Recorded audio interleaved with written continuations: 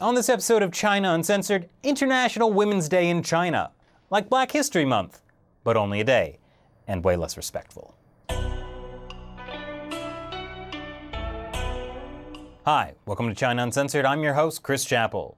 You know, a lot of people say, Chris, why are you always criticizing the CCP? How come you never talk about all the good things the Communist Party has done?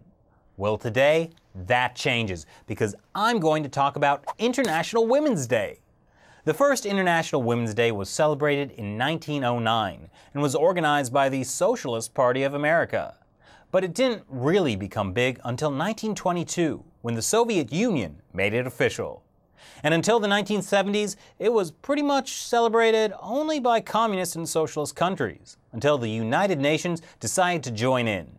According to the UN, International Women's Day is a time to reflect on progress made, to call for change, and to celebrate acts of courage and determination by ordinary women.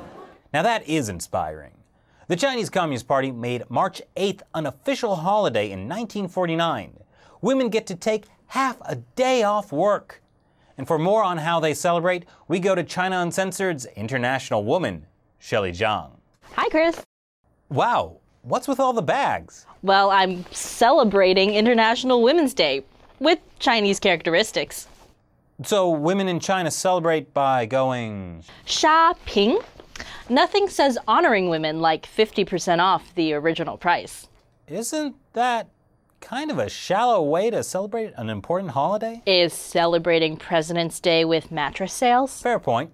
But that's not all China does for International Women's Day, right? Oh, don't be silly, Chris. There's also fashion shows. Really? Yes, like this one from southern China.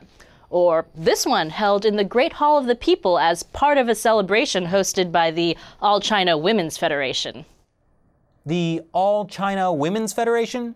Isn't that the women's rights organization set up by the Chinese Communist Party? I assume they talked about policy changes to improve women's lives. Actually, no. They had a couple of dance numbers and some acrobats performed. But it was a celebration, not a policy meeting. Were there any other notable International Women's Day events? Sure. I mean, I wouldn't want you to think that men weren't involved, Chris. In fact, look at these guys who turned themselves into punching bags so their wives could take out their aggression.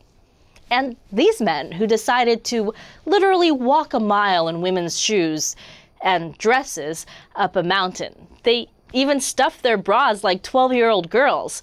That's dedication. And you're okay with this? Oh, I mean, it's kind of hard to see how that directly relates to improving the lives of women, but it's a C+ for effort. Anyway, the point is, men in China also care about International Women's Day. Wait, what was that last image? Nothing. Wait, was that what I think it was?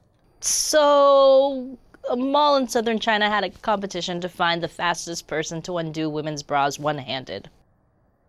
For International Women's Day. Yes. Shelley, are you okay? Shouldn't you be mad about this? Well, a woman won it. Okay, look, you're right. I hate this. There's one entire day that's supposed to be about women, and we have guys literally dressing up like clowns in high heels or taking off women's bras. But it's just that it's too much sometimes. I wanted to find a silver lining. I even defended the All China Women's Federation. Weren't they the ones calling educated, unmarried women over 27 leftover women?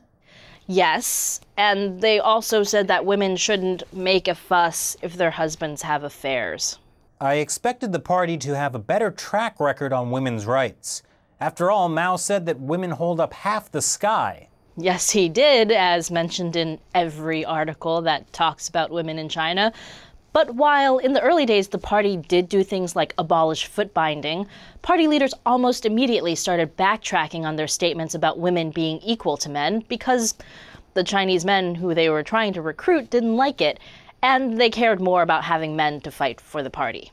I guess years of the one-child policy that led to female infanticide and forced abortions were also not good for women. No.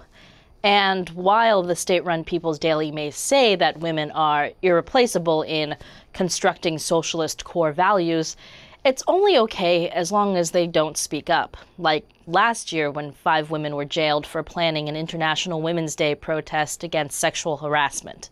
But surely there has to be something good here. Okay, here's something. This year, at the 2 sessions, China's annual legislative meetings, they replaced some of the attractive female tea servers with men. Doesn't that just take jobs away from women? Yes, it does. But at least it means that fewer women have to get ogled by party elders. At least there's that. Thanks, Shelley. And thank you for watching. Be sure to subscribe to China Uncensored for more episodes. Once again, I'm Chris Chappell. See you next time.